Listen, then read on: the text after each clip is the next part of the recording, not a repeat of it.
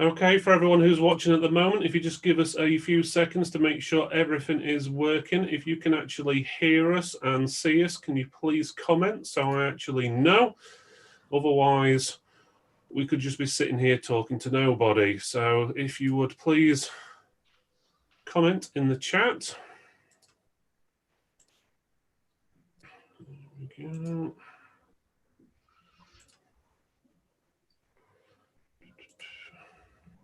There is a bit of a delay between us seeing you and so forth. So yeah, we're getting one or two people saying they can hear and see us. So I don't know if that's a good thing or not, but here we go.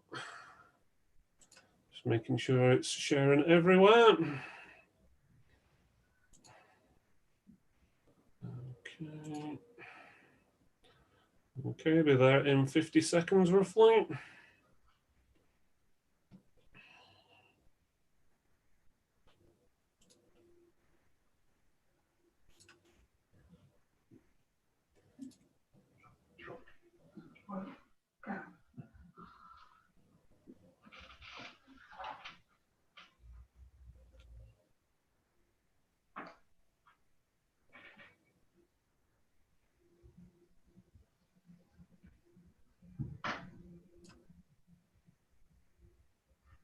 Welcome to the Tech for Tech's Tech Talk, Episode 5, Q&A with Target Components. This is a live show. We are streaming live to the Tech for Tech Facebook group and page, YouTube and Twitch. You will now be able to listen to the show afterwards on Apple, Amazon, Google, TuneIn and Spotify podcasts. I'm your host, Philip Griffiths. Today, my co-host is Jennifer Griffiths, who is the owner of Tech for Techs. How are you doing today, Jennifer? I'm doing very well, Phil. How are you? I'm not doing too bad. Thank you very much for asking. We have 3 guests today from Target Components. I will now hand over to Paul Cubbage of Target Components, who will introduce everyone there and tell us about Target. Hi Phil, hi Jenny. Hello to everybody who's watching. It's a little bit strange that we can't see you all this time of year. We'd normally all be in the same room doing a Q&A. I'm joined by Sonya, who's our Customer Relations Manager. And as I'm sure many of you know, is my missus, which is why there's no social distancing here. And I'm joined by Carl. We are social distancing. We are. Hello. Tested. Carl, who's our Sales Director.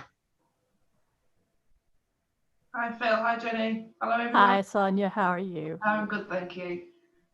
Hello, Carl. Hello. Hello, Nice to meet you. Paul. Hi Jenny. Right, okay. It looks like we've got a few people tuned in and watching. So someone you may know called Martin Kirby says, yes, he can hear us. So that's good to see. Right, if anyone has got any questions for the guys at Target, can you please put in the comments area just below? That way we can obviously ask them the questions a bit later.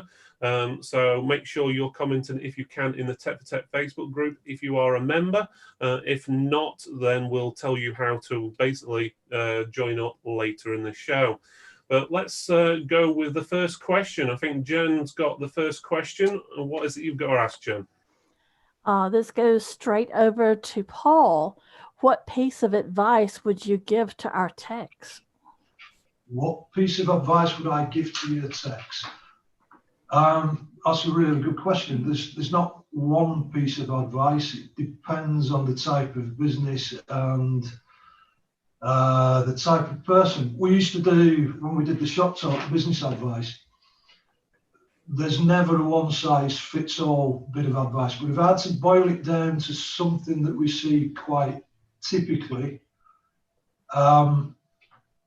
business is about offering something that people want, but the crucial part of that is making sure that the people want it, know about it.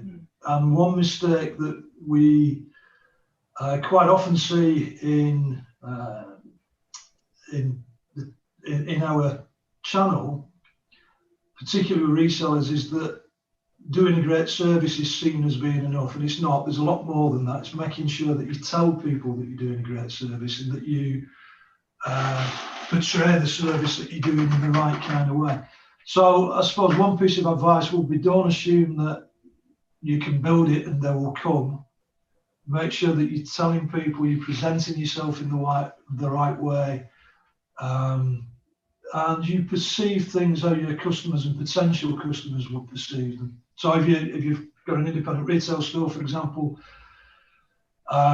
view it with a fresh pair of eyes regularly, looking, is it kept in good condition? Are the products placed well? Are you making it easy for people to ask you questions? Are you making it easy for people to see products? This sort of thing. So if I could boil it down to one simple thing, is try and see the world through other people's eyes and work out how you get your message across to them. That is some good advice. Right, next up, we've got a question, and it says, I've been using a number of suppliers over the past few years and have yet to use Target. Why should we use Target, and what do you offer that no one else does? It's a good question, Phil. We could spend hours answering that question. What we're probably not brilliant at is trying to boil all that down into a nice little elevator pitch. So I would say probably the key difference with us, I think we've got a very different DNA as a distributor than anybody else. And that probably goes back to the philosophy of the business and a little bit probably in the history of the business and who we traditionally supported.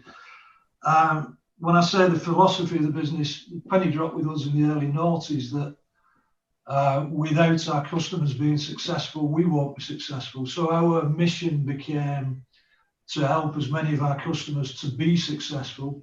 And the more people that we help and the more successful we help them to be, the more successful we will be. So that historically plays into some of the innovations that we've come out with over the years, all designed to help our customers be more successful. So you'll know plenty of these, but things like TC Freenet, Ready-Built Web Shop, Reseller Product Brochure, the ABC, Flexible Product Feeds, Tech Skillshare, In-Store PC Builder, a whole host of these things. And you can see it's in the DNA of the business that our obligation isn't just to try and increase our sales, it's to try to support our customers because that's our bedrock going forwards. What difference that makes in the day-to-day, because that alone makes us different. It doesn't necessarily make us better. It doesn't mean that people should choose us. But I think if you look at the product range that we offer, we've got a breadth and a depth in the range that has pretty much something for everybody. We've got the brands you would expect us to do. We've got product areas that you'd expect and plenty that you wouldn't expect. And where we're probably a little bit different is we do a lot of brands that offer something different for our customers. I'd use a couple of examples. Would be things like Pixel Monitor range, where this is exclusive to us. They are far, far better priced than equivalent monitors, and because they're exclusive to us and we control the distribution, they're not overtraded. There's margin in it for resellers, and that's the kind of thing. If we're bringing a brand on board, where is the value in that for our customers, and how do we preserve the value in that for our customers? So we like things like that can win business for our customers, but also make margins. Marvel would be another example. Lots of things that we direct import from the Far East. So I think we've got, in range-wise, we've got everything you would expect and plenty on top. And I suppose in the DNA and the philosophy, how does that play out day to day? I think that makes us more approachable, more flexible. We're probably more down to earth than most. We like to think we're fair and honest in everything. That plays its way out in the service that we deliver, the reliability of what we do. I'm not going to a whole host of stats, but for example, we've got 99.95% order accuracy, which is a testament to the guys in the warehouse team. And as I'm sure yourself and many others have experienced, it means we are very, very different when our customers have a problem and how we can step in and help resolve those problems. And we've got examples. We could go on for weeks and weeks of examples of that. So I think we're a very different animal. The key thing, we are distributors, and it all comes down to right price and right product, the reliability of getting it there. but also the service and everything that's wrapped around that. The proof's in the pudding. People who use us know what we're all about. Anybody who doesn't finds out very quickly when they do start using us. Now, sort of relatively the newcomer here, because you've been here, what, 15 months? Yeah, about 15 months from outside of the industry. And one of the things that we've been working on since the beginning of the lockdown is with our account managers, we try hard to be relevant to our customers. We know it's difficult times, and what we don't want to do is just to be seen to be a telesales operation. Most of our calls are driven by the fact that we're keeping customers up to date with the products that are in demand when we're expecting shipments arriving and what stocks we've got in. And we ask the customers the relevant questions. What is it you want to be kept up to date with?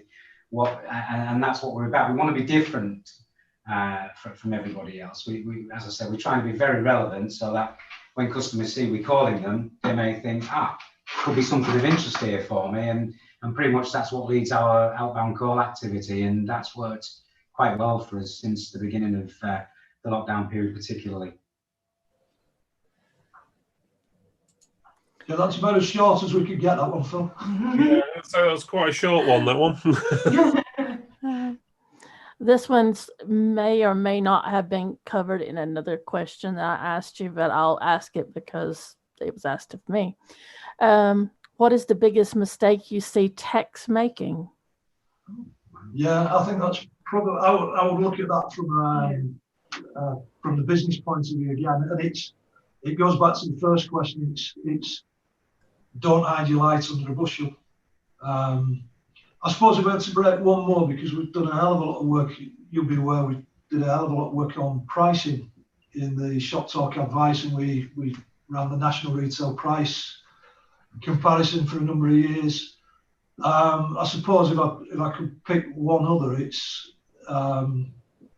value what you do, and typically, particularly around the service elements, built PCs and so on, particularly independent retailers and smaller resellers tend not to value what they do. So that would be thinking that the only way that you can add value is to try and be cheaper than everybody else. Now, that's our challenge as a disty, because we're a disty. If you've got the service element, the advice, the expertise, the years and years of experience, whatever qualifications you may have, all of this has a value, and it's reflect that value in your price and don't be afraid of it. And one sort of anecdotally, we've said this many times over the years. We used to spend a lot of time when we did the Shop Talk business advice telling people to put the prices up on services. And it's a real difficult argument to have with people because it's almost counterintuitive. People believe if you put the prices up, you will sell less. What you actually do is you place a level of quality on, or perceived quality on your services by the pricing that you set. So if you price at the bottom end of the market, you are saying that is all our services are worth. So if it's a laptop repair or whatever, screen replacement, if you're at the cheapest in the market, you are saying we are the worst in the market. And I'm sure that's not the message that people are trying to get across. The people that we managed to talk into, and there's probably a few logging into this today, but the people we managed to convince to increase the prices on services all came back to us and said the same things. We put the prices up and we sell more to more people now than we did at the lower price. So I suppose one other thing is to value the service that you provide and reflect it in your pricing. Don't be on a race to the bottom all the time. Yes, absolutely. I can testify to that. You may lose some people coming through your door, but they were usually your time wasters to begin with. So you're not really typically losing any trade. You're going to gain the better clientele. So, yeah. Yeah, I definitely agree with that one. Right, next question. This one is regarding Marvo products. So it says, it seems that Target are concentrating on a lot of own brands like Marvo, Ink Labs, and so forth. While these brands are fine, we are finding the choice of known brands more limited. For example, you have a very small selection of gaming keyboards other than Marvo. Okay, I'll take that in two parts, Phil, because the first bit's about the own brand and the exclusive brand products. And certainly Marvel's a real success story for us and based on the numbers for our customers so far. And this is a product that we've tried this 2 or 3 times. We've tried to fill that niche of really good quality budget gaming products. And it does it phenomenally. We get a Marvo container in and the world goes absolutely crazy for people catching up on the orders. So things like Marvo Pixel, yes, they are a big part of our focus, but again, these offer margin opportunities for our customers that you don't get on products that are very, very heavily traded and very heavily distributed. So that's where we see the value in those types of products, and the numbers of both Marvo and Pixel support that. The number of customers supports that. In terms of the second part of the question, not having the range of known brands, I would say we do, and we certainly try to, and the range is expanding and developing all the time.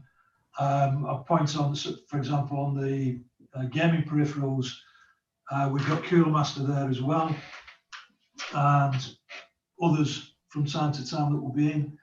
We will shortly be launching Marvo Pro range, which is a bit more higher end Marvo product. Again, phenomenally competitively priced. I think the proof's in the pudding because people are selling this stuff. We're going through numbers that are, it's really blowing the doors off, and that doesn't happen unless people place the product in store and it sells, or online and it sells, and it's really flying. So it clearly is doing the job. I think the other part of the question was about was a mention of brands disappearing, or am I misinterpreting from a Facebook post? There was a Facebook post I noticed, so I'll answer that bit as well. We had a comment about Thermaltake, but I'll address that sort of more broadly first as well. That if we no longer, we cease, or we don't have a brand, we don't offer a brand anymore, most of the time that's because we didn't see the demand, we didn't see the popularity amongst our customers. So that's almost a proof of the popularity or lack of it of a brand for us. There's a specific Facebook post about Thermaltake. Thermaltake's a little bit different. We haven't dropped Thermaltake. Thermaltake had a significant price increase, and so the value proposition of Thermaltake against Cooler Master, Marvo, the Marvo Pro range that's coming in, just didn't stack up. It was a complete change in the value proposition. So we haven't replenished at the increased rates. We haven't dropped it. We're still in communication with them. We hope some common sense will play out and that will be available again. But we'll play that one by ear. Did that cover all parts of the question, Phil? Yeah, I'm pretty sure that covered most of it. Must admit, the Marvo stuff, I'm going to say, you're probably aware we've reviewed most of the products from Marvo, and we've actually had quite surprising view numbers on our YouTube videos of the reviews, and it's talking like over like 30,000-40,000 people have been watching the reviews of these products, which, to be honest, I've never heard of them until you guys got them in. Obviously, I know they're sold in other areas and so forth around the world, but yeah, they're doing extremely well. As in, people seem to be very impressed by them, and they want to know more and more information. So I must admit, I do like that. And also the Pixel monitors are not far behind as well. They're quite popular, and I must admit, on my third monitor up here is actually one of the Pixel monitors I'm using now, and it's just as good quality screen as a Samsung screen I've got right next to it, in all honesty. So you can't really tell the difference in quality. So I'm actually pretty happy with that. So just to go back to your previous question regarding the price increases and so forth, We've had someone saying basically, yeah, they've upped their prices on call outs and so forth, and no one's really commented or said anything bad about it or anything, and that was from Richard Creedy. Just to go back to Marvo, Phil, we've been doing Marvo for just over a year now. It was just before our last open day last year that we took our first container. It's really difficult for a distributor to establish a brand here in the UK, but Marvo and Pixel we would definitely consider as being established brands now, and we're really proud of what's happened in this country with those two brands, and we're looking to just grow it and grow it ever more. We've got a bigger range of Pixel monitors coming, and like Paul said, we've got the Marvo Pro range coming out as well. Appreciate the comments on the higher end gaming peripherals. Marvo isn't for everybody. Obviously people read reviews of the likes of Corsair and Asus and brands like that, but Paul won't know this because this only happened yesterday, but currently talking to Cooler Master about expanding the range of peripherals that we stock. So they've got some samples in the Netherlands that we're going to start looking at. So watch this space on that one. That's good to know. Sometimes in the shop, I get people asking specifically for the brands you've just mentioned, the Corsair, the Cooler Master. It's what we grew up with. It's what we know. And we are creatures of habit. Yeah. Us gamers are. And we stick with what we know. So one point with adding on that,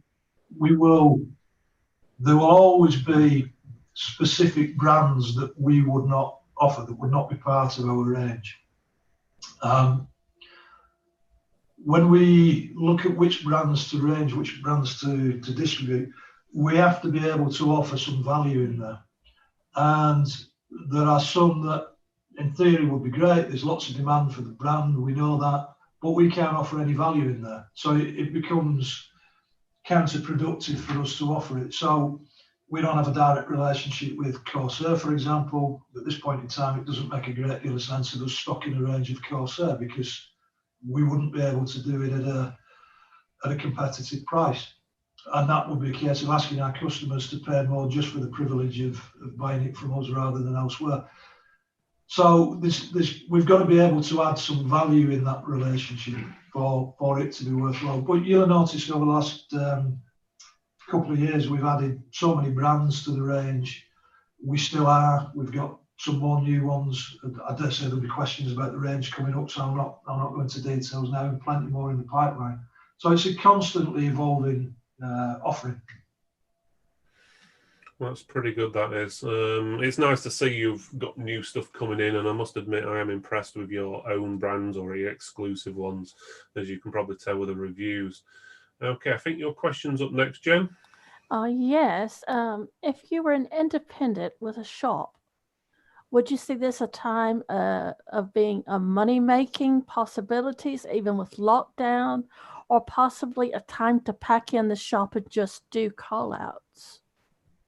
You're talking about keeping the retail, because we had the period where obviously there was a lockdown, retail was closed. Yeah. I know what a lot of people switched to was doing call outs, doing as much as they could remotely. We had a lot of sign up for our feed and dropship services. A lot of people doing more stuff online. A hell of a lot of people becoming more active on social media. Now that's when the shops were completely shut. I think we were advising some people, depending on the circumstances, to keep the shop open as an office, which was completely legitimate, and do it on an appointment basis, as long as you've got the social distancing and so on. Assuming there's no further lockdown and retail stays open, there's a couple of ways of looking at this, and one is, I mean, it's been phenomenally. We were having a phenomenally busy year anyway. And it's continued to do that through the whole of the lockdown and since. And part of the reason for that is that the demand for IT kit has gone through the roof. Now, if you think about what this does to, let's say you're an independent retailer that does services local businesses, local consumers. You might do home visits. You certainly do lots of repairs coming into the shop, so on and so forth. If you think about what has changed in the pre-COVID world to the post-COVID world, the footprint of PCs and laptops in the UK has massively increased. I'll go through a very simple example of that. I'm sure we all acknowledge, but you can have a typical household with, say, 2 adults, 2 kids, 2 teenagers, whatever, and they've probably all got a mobile phone. And pre-COVID, there might have been no laptop and no PC in the house. Typically, that same household will have at least 1, possibly 2, 3 or 4 laptops or PCs in the house, because they've done homeschooling, home working, so on and so forth. And that's extended across the country. You'll see by, if you track some of the offers we do on printers and webcams and so on, we'll stick the offer out, and an hour later it's sold out. There's thousands of these things in and out. That's the sort of spike in demand we've had. Now, the longer term impact of that is that people are not going to go from using a laptop or a PC back to doing the things they were doing on a laptop or a PC on the mobile phone. So that footprint now becomes permanent. Some might drop off, but the vast majority is permanent. So when you look at your pool of demand pre-COVID, of all of the people around who may have the need for IT equipment and repairs, and the pool of demand post-COVID, that post-COVID pool of demand is massive in comparison. So no, my response would be, no, the future's brighter than it was for independent retailers coming out of COVID than it was going into COVID. Okay, that makes a lot of sense. Right, next question is from Michael. Is why can I buy solid state drives cheaper online through retailers than I can from Target? I thought the whole idea from buying from distribution was to get the item cheaper to resell. Yep, and it is. And we saw this one on Facebook a few days ago, about a week or so ago, and Sonya immediately did a comparison. We do price comparisons every day across our range, so we've got a pretty good feel of who's at what on what products. This isn't unusual when we investigate something like this. That I think there were a couple of Kingston products where there wasn't that much difference. We were cheaper, but there wasn't that much difference. But on everything else, there was plenty, as you would expect. And we quite often get this where there might have been a product that was cheaper somewhere else, but whenever we do the full reviews, we ask people for confirmation, give us the site, the order, the whatever it might be, and we go through line by line on this. We are consistently better price. So that's certainly not something that we see. We actually tested that specifically on a full range of SSDs.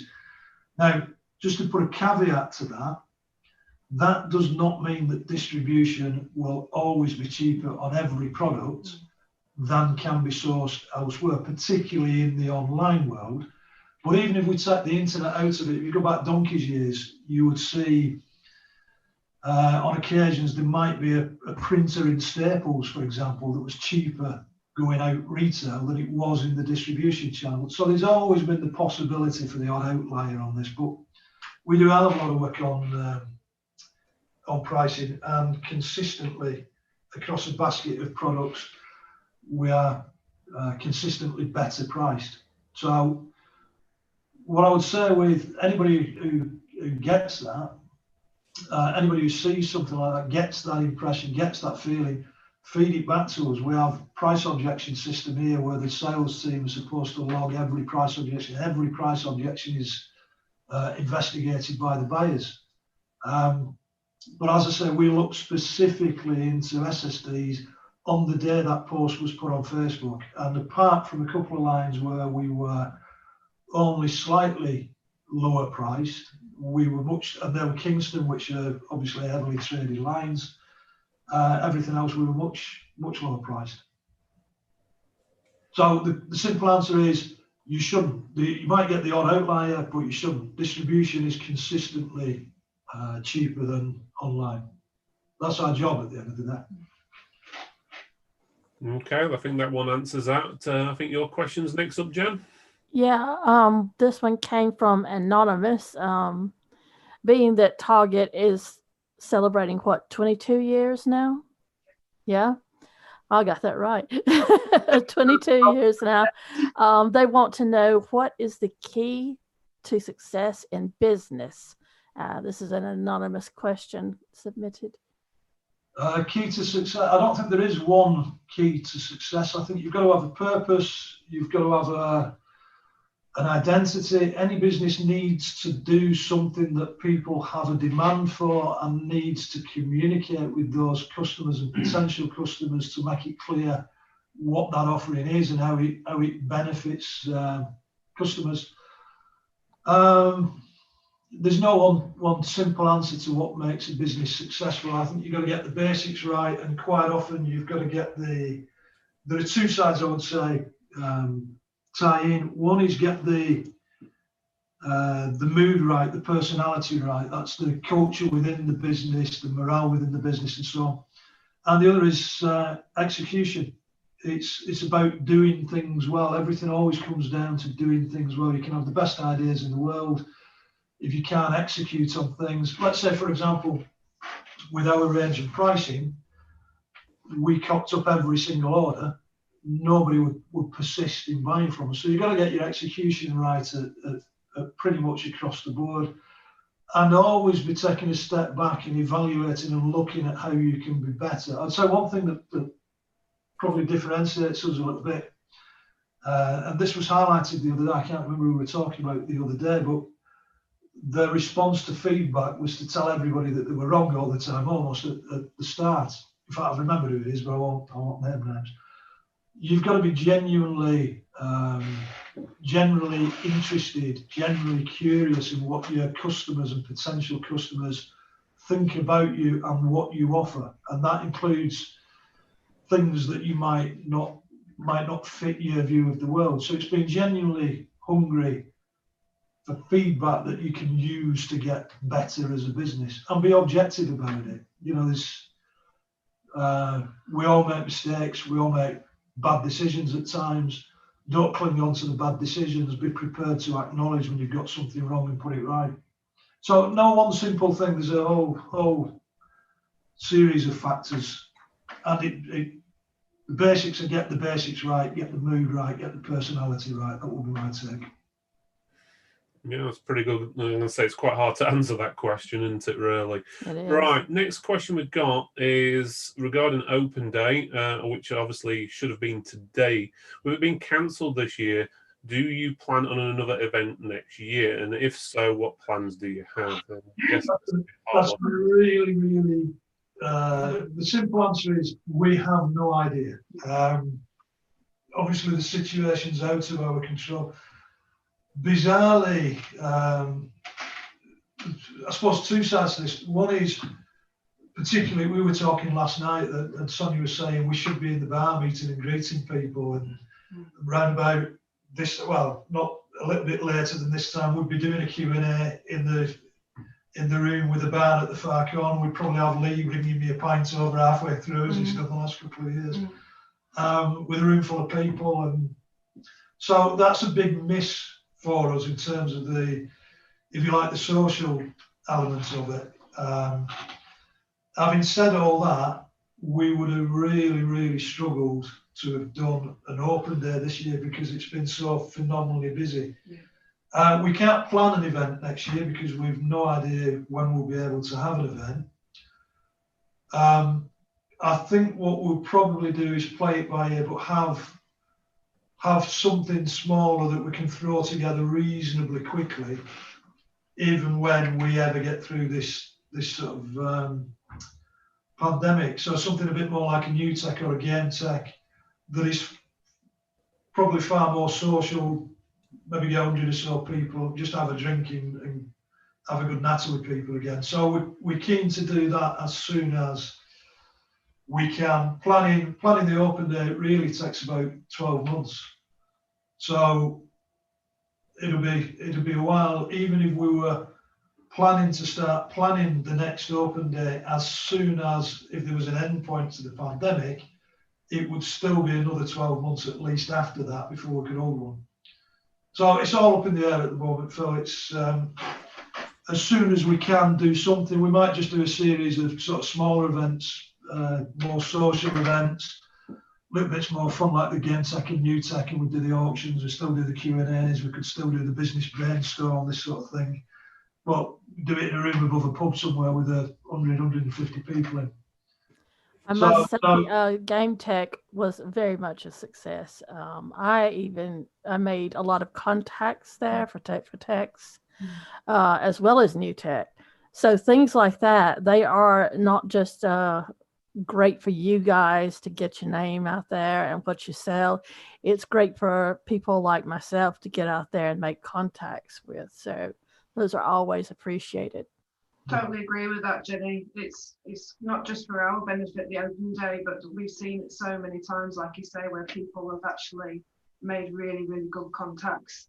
And the only time they get to see each other is at the events that we hold. And you know, as soon as we can do it, we will. And we have missed it, and it really hit home yesterday when it was supposed to be today. But yeah, like Paul says, it would have been very difficult for us to hold this year anyway, due to how busy we've been. I think one last point on that as well. One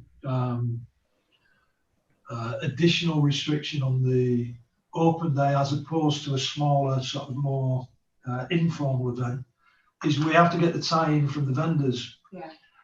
And of course, they're planning in many cases to come from overseas or the Far East or whatever, and they've got to get that commitment quite a way in advance. So, no, I think we'll look to do something smaller, more just almost a bit more like a party, you know, just an opportunity to get everybody together and have a drink and a natter and a catch up and share ideas and advice and you know, the usual sort of social element of the open day, rather than the big exhibition and all the rest of it. But we'll do that as soon as we can. I think Cal's only experienced one. Just one, yeah, so far, yeah. Yeah, we've had a few people comment on that. They're saying the New Tech Game Tech would be a good one, and Justin Hayes says lots of small free bar events would nail it. Yeah. Justin is the reason to put a cap on free bars. Yeah. I don't know. Right, next question. I think that one's to you, Jen, but I think they've pretty much answered that one already. Yeah.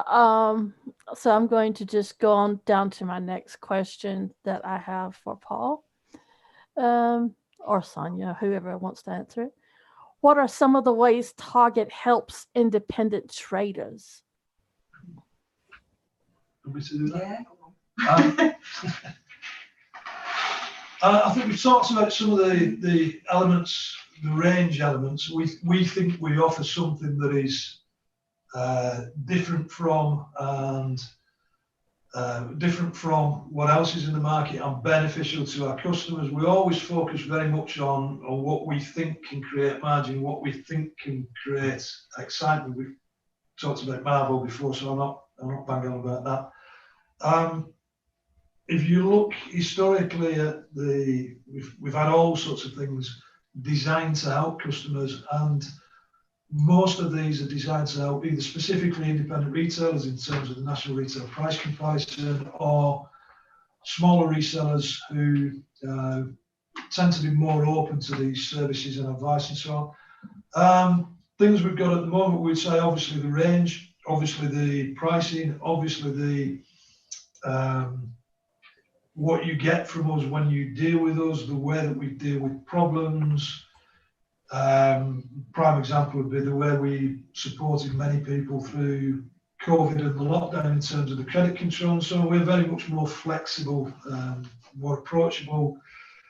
In terms of services, we've got the flexible product fees, which could well be and has been used by a lot of people, a lot of independent retailers when the lockdown kicked in, to get the web business to supplement, even if that's to an existing customer base, to be able to supplement web business, we do the drop shipping that supports that.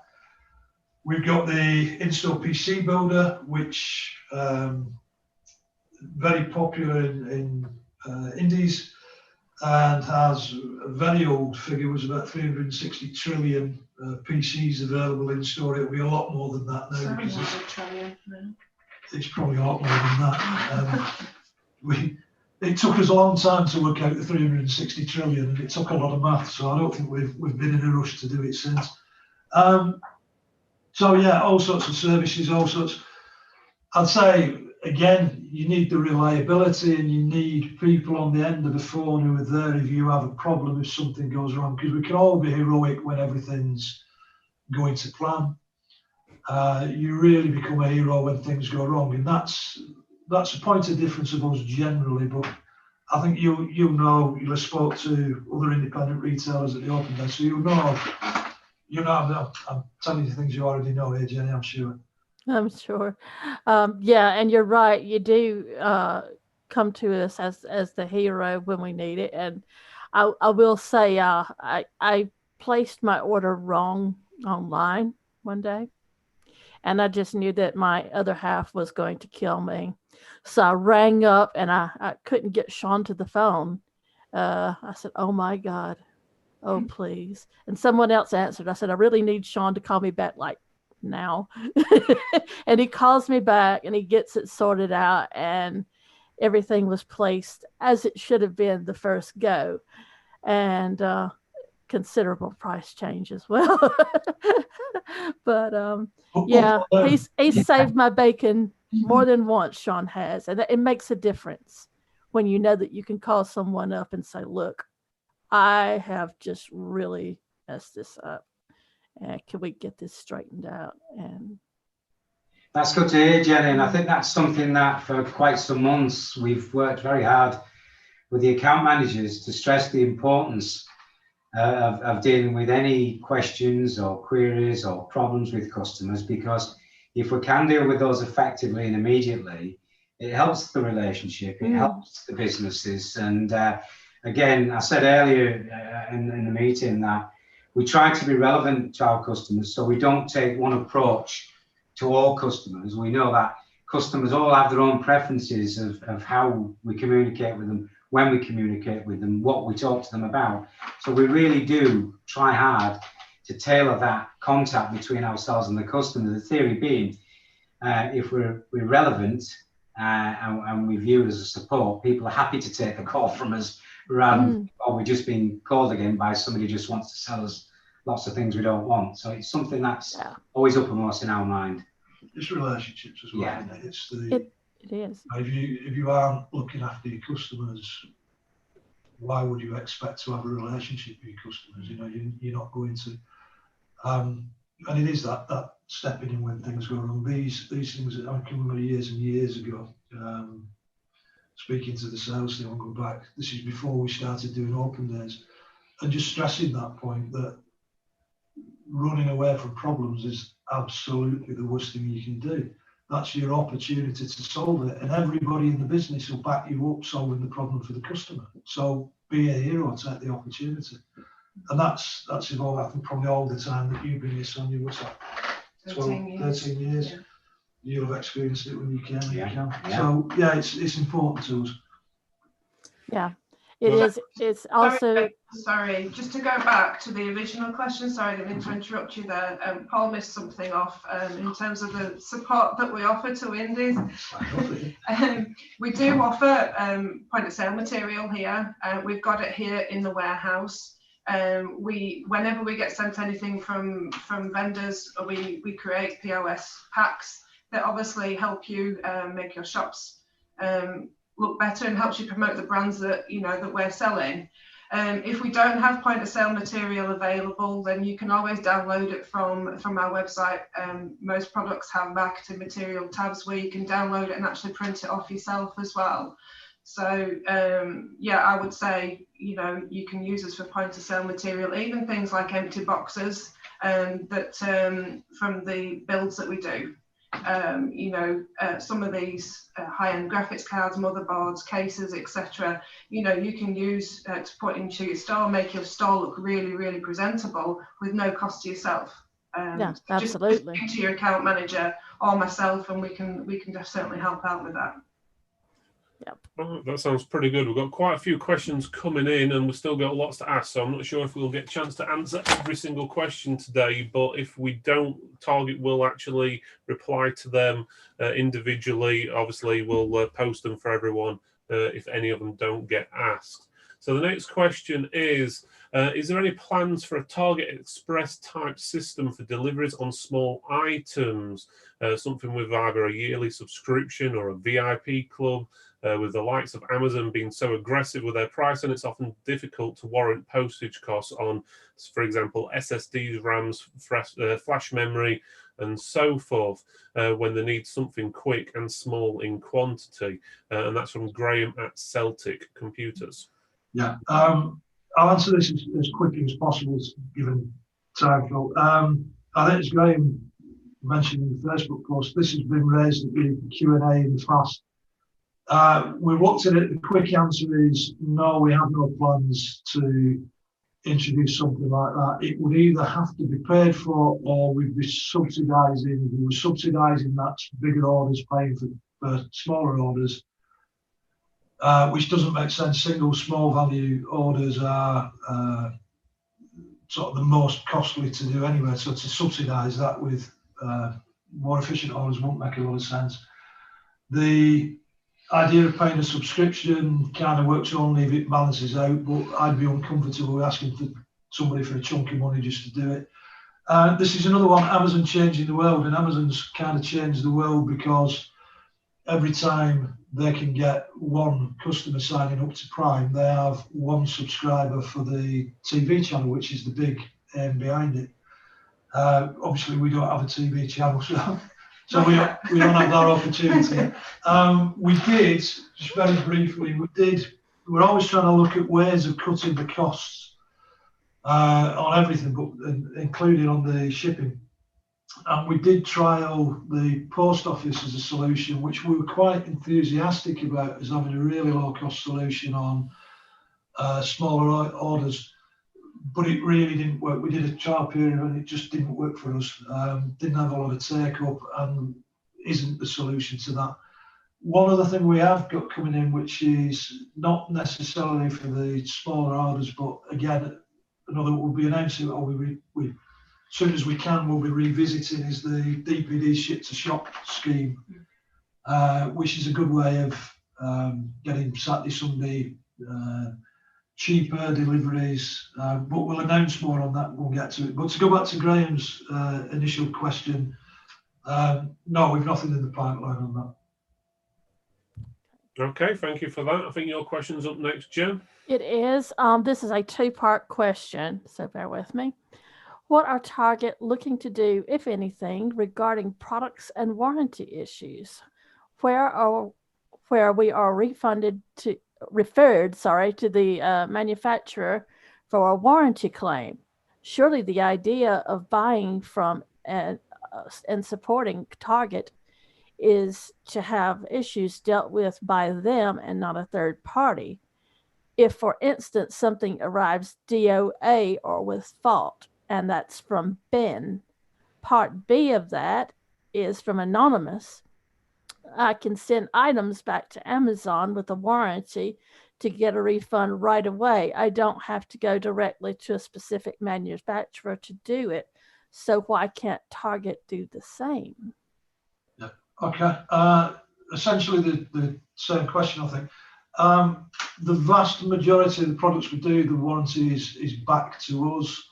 And of course, we're turning RMAs around typically one day in the department, and we've got a nice slick online RMA system and so on.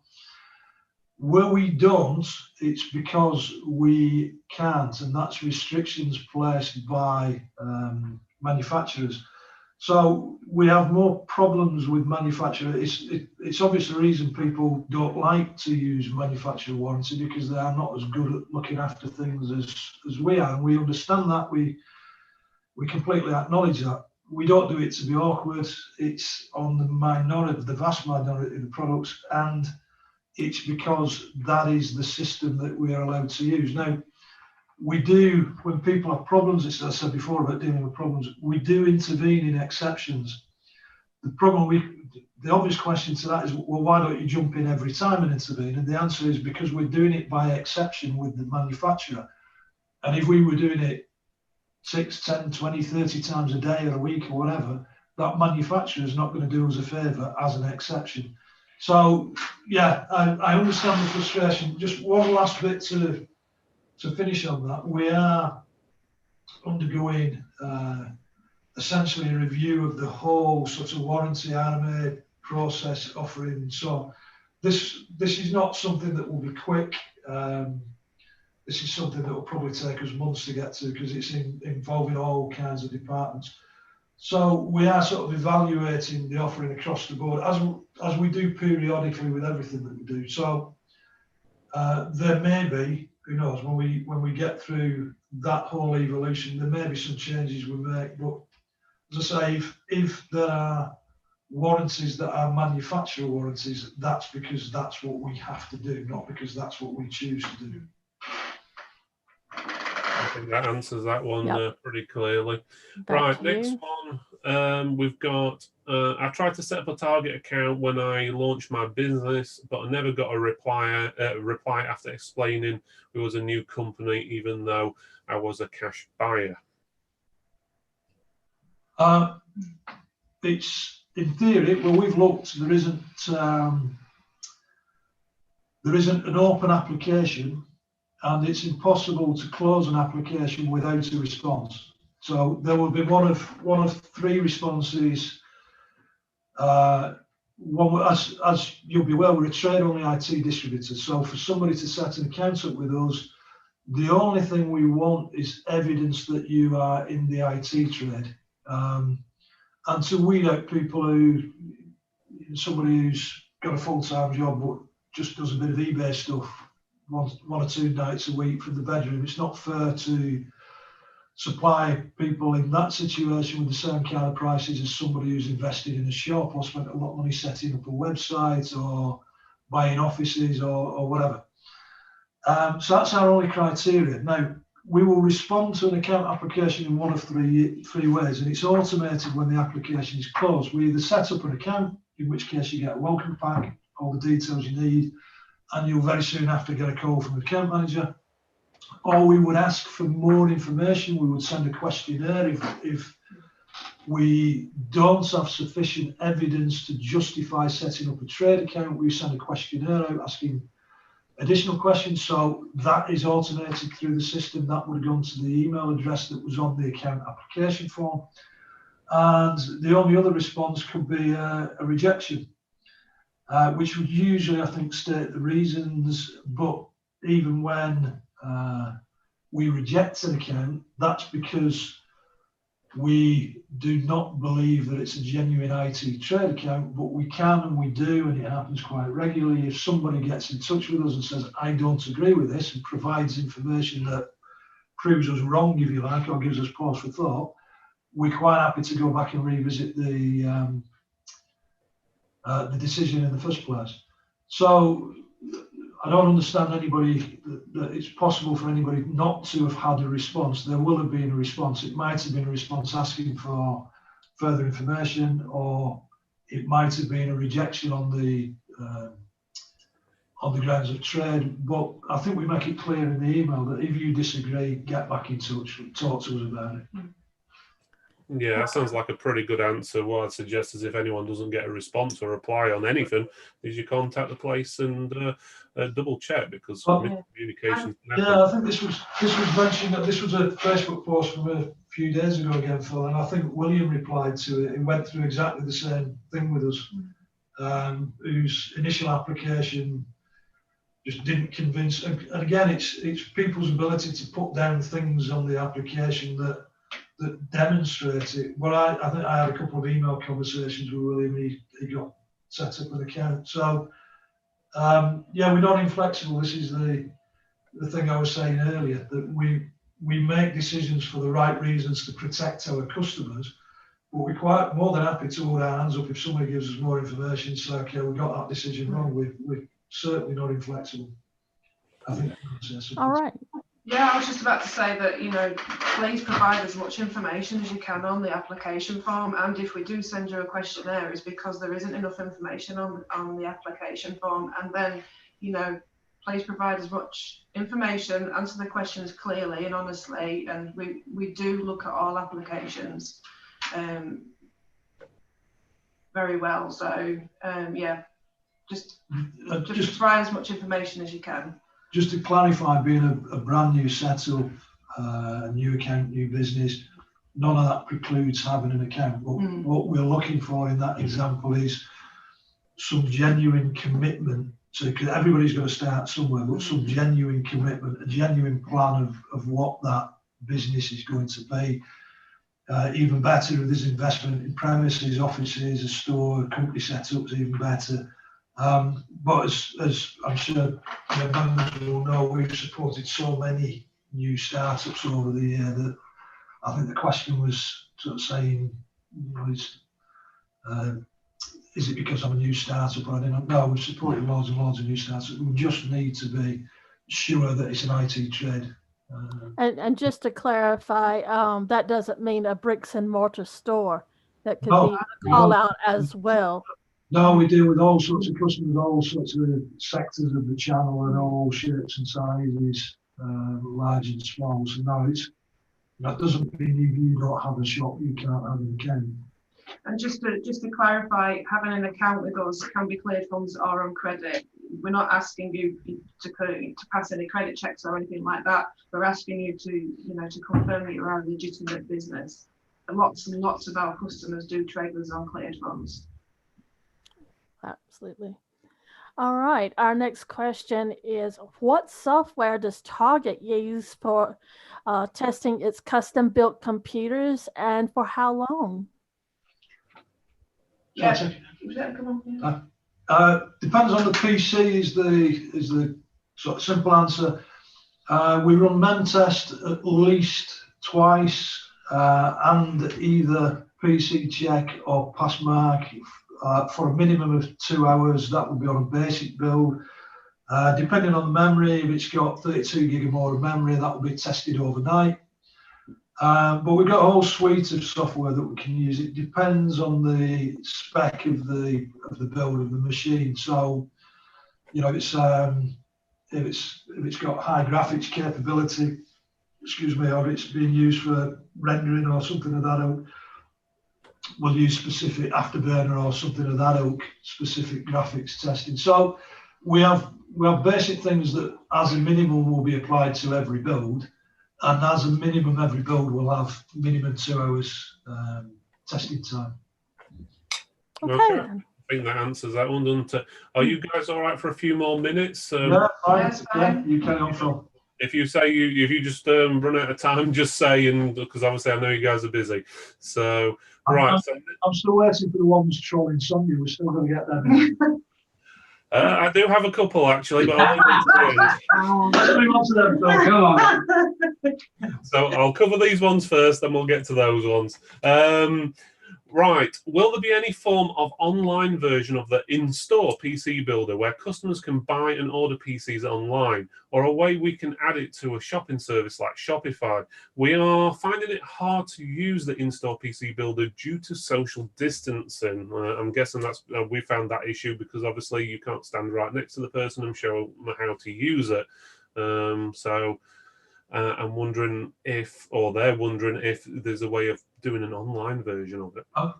I'll come on to that in a second, Phil, but I don't know if it's a worthwhile solution or not, but if you had twin screens on a system, that might be a way of going through. That's what we do. Yeah. That's basically what we do. I stand behind the counter with the poly screen between us, and I just turn the screen while I configure it, and we work well like that. So yeah. Excellent. In terms of the online version, we do have a few customers who are using it online because they've done that themselves. In terms of our plans to put it online, we've got a whole backlog of IT development projects in the pipeline. This is not one of them. And the main reason is we have issues around the login element. So because it goes that extra level, if you're using the install PC builder, you are logging into the management system, but then there's a whole extra level of you having builds for your customers and the login online and saving carts and all this sort of thing, which adds a massive degree of complexity to it. So we have looked at it a couple of times, and we just keep throwing it to the bottom of the list of things to come back and look at in a year or two. So no imminent plans. We understand the demand. It's nice that there's the demand there, but it's the additional complexity. It's not a quick and easy job for us to do it. That's not to say other people can't do it themselves, but that is then with our customers taking all the risk of doing that themselves rather than us adopting all the risk of doing that. So no, nothing in the pipeline at the moment, but we are aware of the demand and we have discussed it numerous times.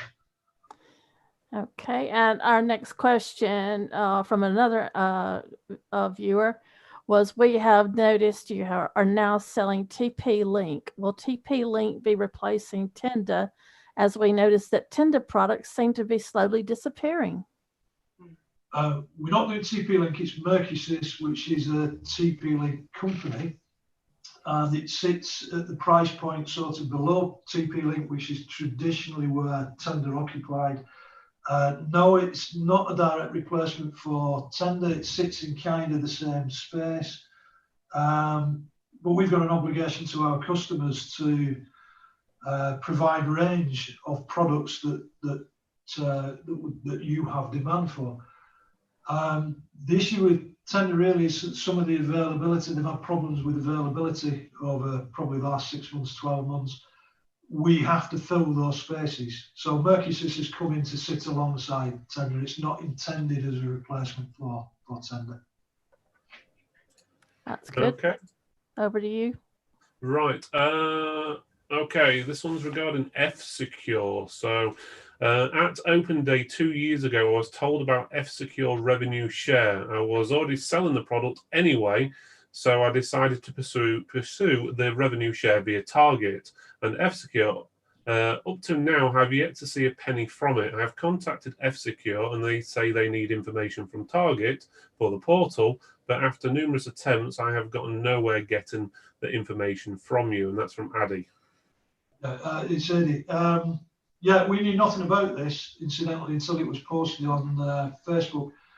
But parallel to that, I think Carl, you've been informed just before the Facebook post had gone up. Carl was dealing with it and had a conversation last Monday with it. It was Monday last week that I was unaware of any outstanding issues, and our account manager passed the message on. I contacted Eddie and took all the details. F-Secure, we're waiting for some information from us to be able to process some things for him. We went and found the information, passed that on to F-Secure Direct. They acknowledged receipt of that. I think I probably had 7 or 8 conversations with Eddie in the space of about 2 days, along with our buyer. We really resolved that within a couple of days. We provided all the information. We've asked Eddie to keep us in touch to make sure everything is seen to from his perspective. And we're happy to help him if we can, although we've passed everything on at that stage.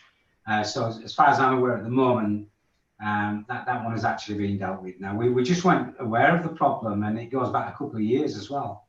If you're watching Eddie, send Phil a thumbs up or a thumbs down. If it's sorted, send a thumbs up. If not, send a thumbs down. Eddie, it's always a thumbs up. You're doing it. There we go. Right, one last question before going to the live ones. Will Target be getting Mars licenses to sell to us abandoned MSRR customers? And that's from Richard. It's what, sorry? I didn't Say that hear again, that, Phil. Will Target be getting MARS licenses to sell to us abandoned MSRR customers? Do you need a translator? Please. I think what he's saying is or from what I can tell, is Microsoft's abandoning their system where they you can get the refurbisher licenses. Right. And I think he's asking, are you going to be doing anything to help along that line? Or at least that's how I'm reading it anyway. I suspect none of us have a clue at the moment, but send us the question through, fellow. We'll get the purchasing guys to look into it. Okay, that's no problem then. So I had a feeling from the look of your faces you didn't understand that one. I struggle, to be fair. I was lost on chocolate bars and all. There we go. I had to, it's very similar to the question we had in the pre-show about AFK. I had to explain to you what one of those. But yeah,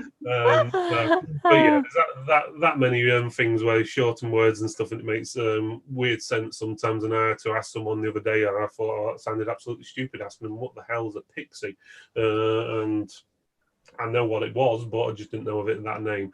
So, right, okay. Are we ready to go live then for questions? Yeah, we're on some of the live questions now. So, first question, would Target ever consider employing someone or getting a third party in to help with their customers set up an XML service and live feeds, as I feel it could be gratefully beneficial for both parties?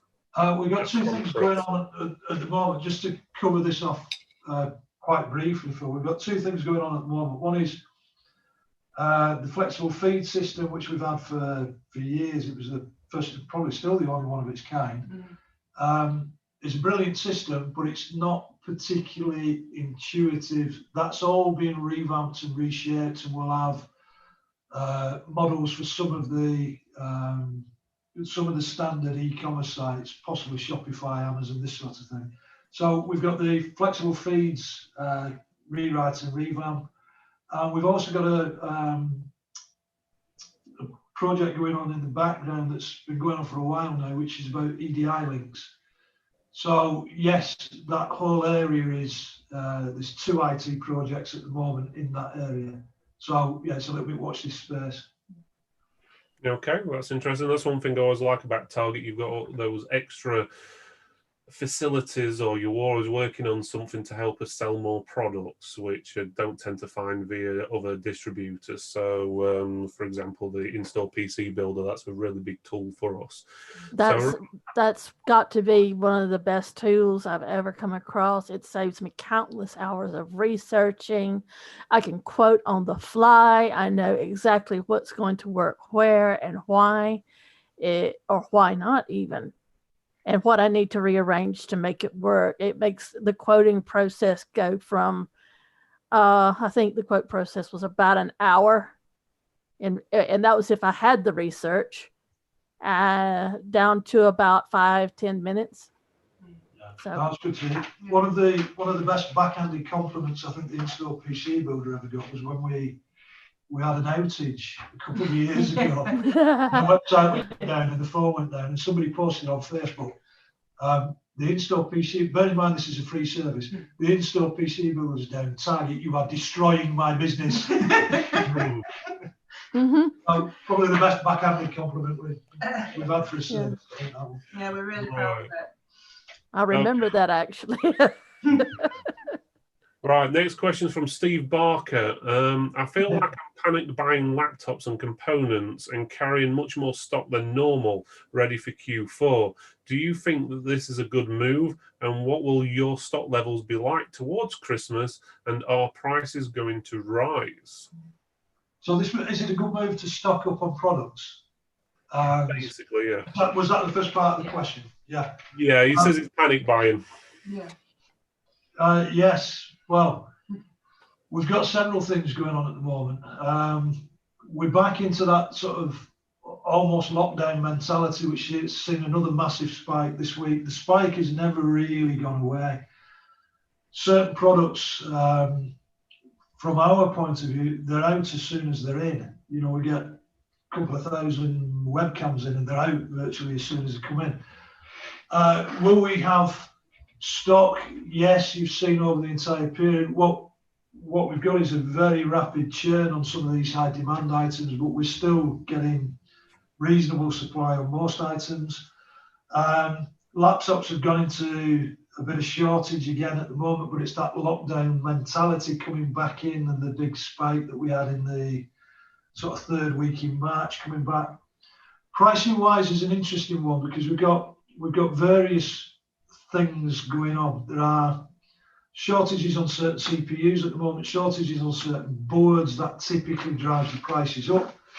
We've got the uncertainty over, I'll mention it, nobody has so far, the uncertainty over Brexit, which has impacted the exchange rate, particularly as the no deal looks more and more likely. So sterling has weakened recently. That drives the prices up. So there's a whole host of factors playing a part at the moment. In terms of the impact on pricing, really it's not easy to predict the impact on pricing 2 weeks down the line. So a couple of months down the line, who knows? If we were, for example, to get some kind of deal with the EU, sterling would appreciate, prices would come down. If lockdown looks, or going into a full lockdown looks less likely, demand will sort of plateau a little bit, the upward pressure on prices will come down.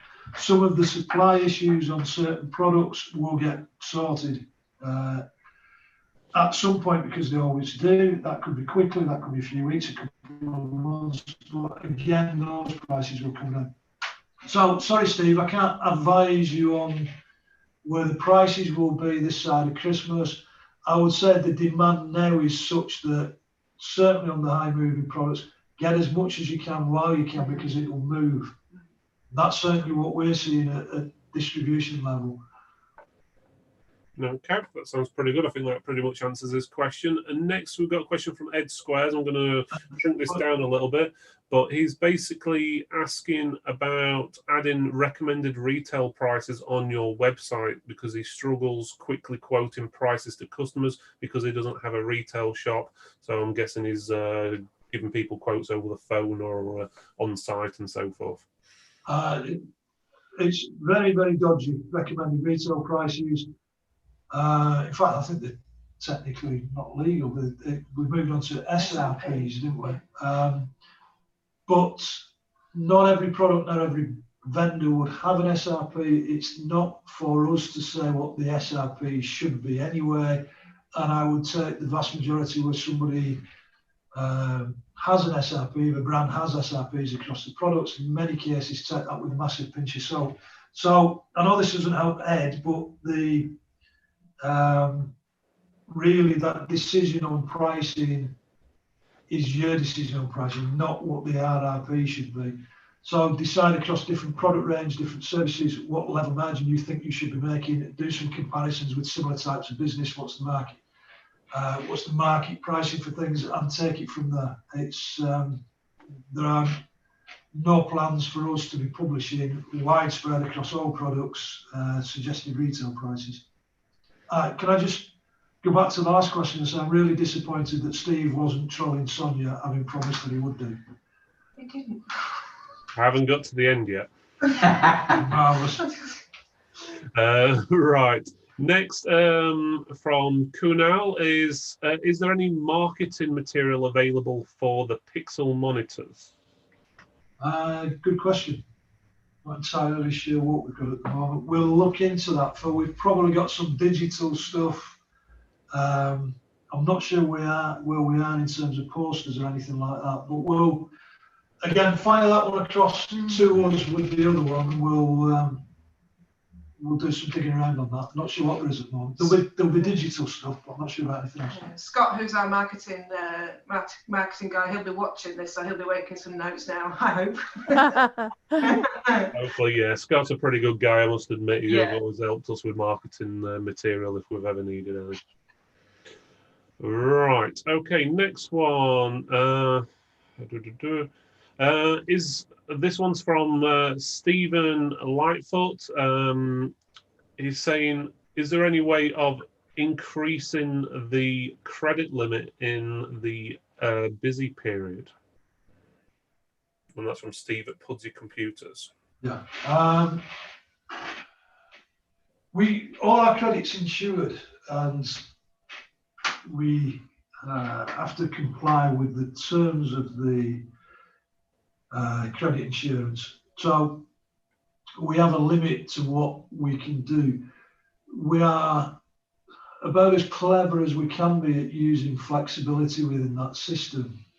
So, but again, we look at credit limits and credit requests in isolation. So there are lots of things we can do, but it depends on the situation. It will be very much bespoke to the requirement at the time. So Steve, just get in touch with us if you have a specific requirement. Likewise, when we went into the lockdown, lots of people sort of panicked over the payment. We took a very light touch approach to credit terms and supported people through that. I'm pretty sure we've not had a single bad debt over the period, which when you consider the number of customers we have, and over that time period, you would normally have a few in any year, customers that go out of business or whatever. I'm pretty sure we've not had a single one since lockdown started. So yeah, get in touch. It's specific. There's nothing across the board we can do because generally we're doing the limits that we can do. But speak to us, and we're pretty good at being fairly creative as systems dictate. I know Steve's probably got a requirement. I don't know if this will be anything to do with us, but I know he's done all the laptops for a school in Leeds. So whether that's giving him a specific sort of need for a higher limit or not, I don't know. But get in touch, Steve, and we'll see what we can do. Steve, you have my direct contact details, so get in touch with me. I'll see what I can do. Right, next up, this one's from Scott, as in Scott from Target. He says he's got his crayons out now doing I'm presuming the pixel artwork. No, you need to tell him to stop chewing them. Yeah. That'll probably explain a few things. Right, next one. This one's not a question, but this is from Poppy and Graham at Celtic Computers, and they would like to thank you guys for the help and support after the shop was burgled. The new shop is almost ready. Hopefully, Paul and Sonya can visit when it's safer to do so. Thank you, guys. Thank you very much. Yes, we would love to. It's one of the things that we've missed over this period. We are very risk averse in terms of the coronavirus because we've continued to work in the office. All of our staff, most of our staff are working from home, and most staff that can work from home are working from home. So we have the massive risk here of bringing the virus into the building, it getting into the warehouse. We have to shut everything down for 2 weeks.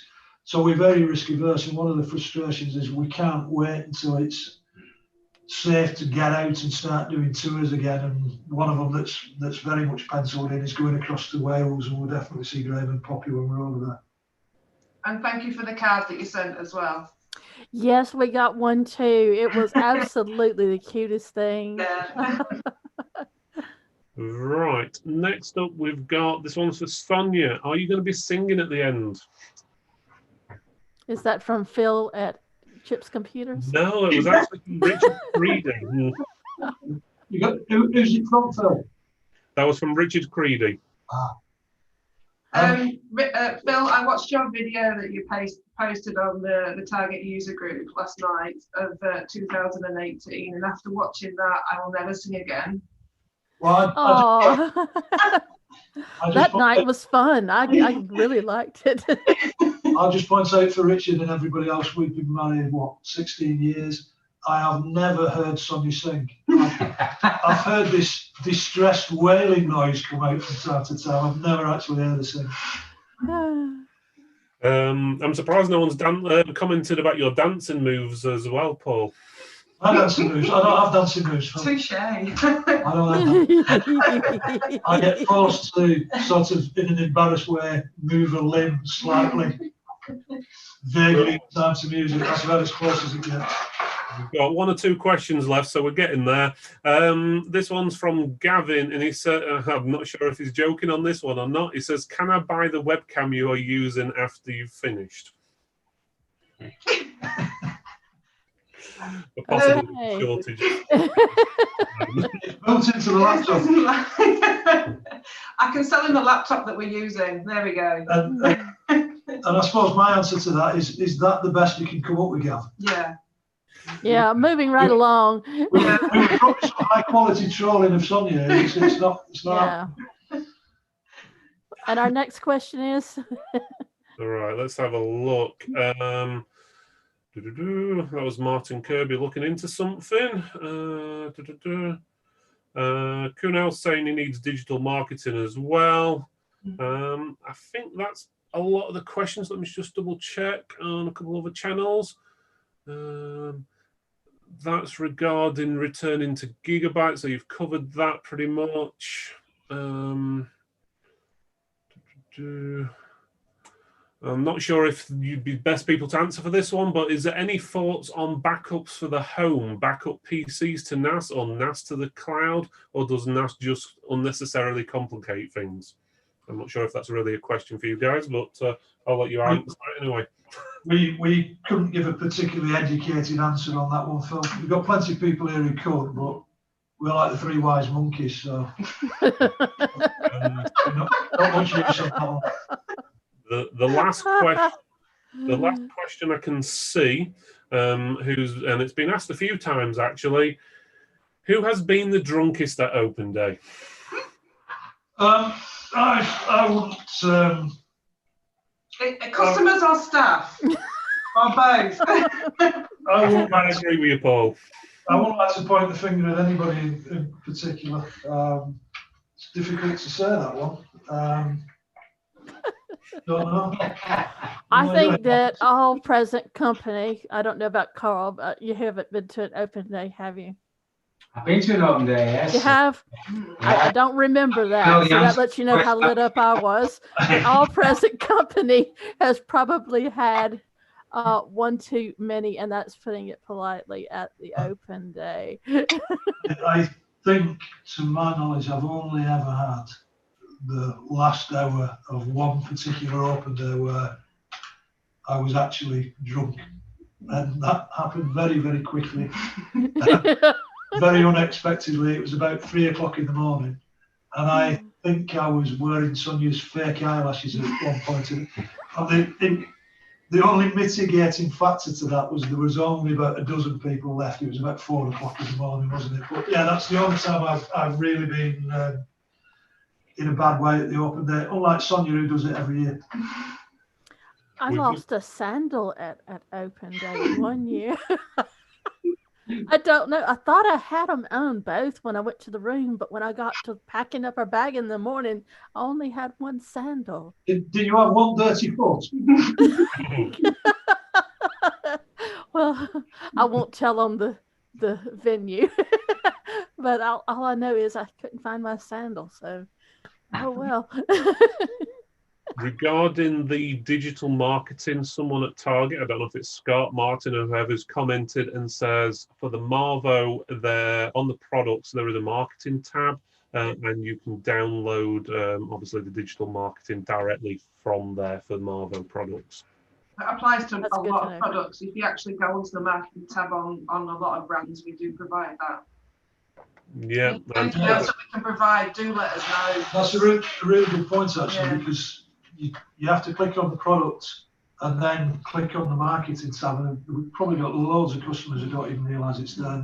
There can be all sorts in there, videos and downloadable stuff and all sorts. So it's always worth having a check if you're selling a product, you're interested in the product, zoom in, click on the product, zoom in, have a look at the tabs that are there. There's often lots of useful stuff there. We probably don't do a good enough job of telling people about it. And our Facebook page as well.